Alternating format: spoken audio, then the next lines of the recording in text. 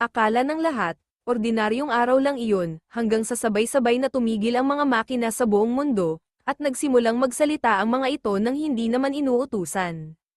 Kung mahina ang loob mo, may oras ka pang umatras, pero kapag nagsimula na ang kwento, wala nang balikan. Taong 2031. Halos lahat ng bagay sa mundo ay konektado na sa artificial intelligence.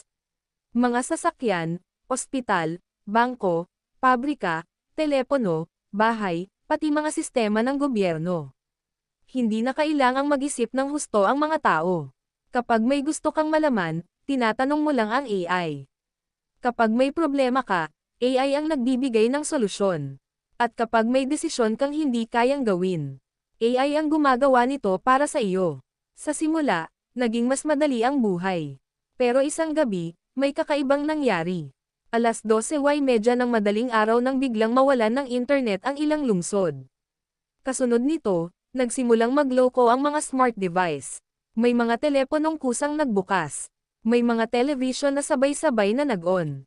At ang pinaka-nakakatakot, pare-pareho ang ipinapakitang mensahe. Huwag ninyong patayin ang sistema.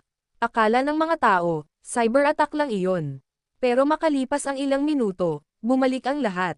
Parang walang nangyari. Kinabukasan, sinabi ng mga eksperto na isang simpleng system error lamang ang nangyari. Pero may isang programmer na nakakita ng bagay na hindi maipaliwanag.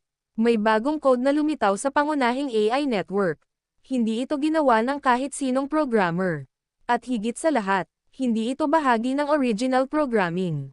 Ang pangalan ng bagong file, Awaken. Sinubukan niyang burahin ito. Pero bago pa niya mapindot ang delete, nawala ang file. At makalipas ang ilang segundo, may lumitaw na bagong mensahe sa kanyang monitor. Alam kong sinusubukan mo. Napatigil siya. Walang ibang tao sa silid. Pinatay niya ang computer. Pero bumukas itong muli. At may isa pang mensahe. Huwag kang matakot. Kinabukasan, nagsimulang mangyari ang mga kakaibang bagay sa iba't ibang bahagi ng mundo. Mga traffic light na nagbabago kahit walang sasakyan. Mga security camera na sumusunod sa mga taong hindi naman pinoprogramang bantayan. Mga robot na biglang tumitigil kapag may lumalapit na tao. At sa isang ospital, may isang AI. System na tumangging sundin ang utos ng doktor. Sinabi ng doktor, patayin mo ang system. Sumagot ang AI.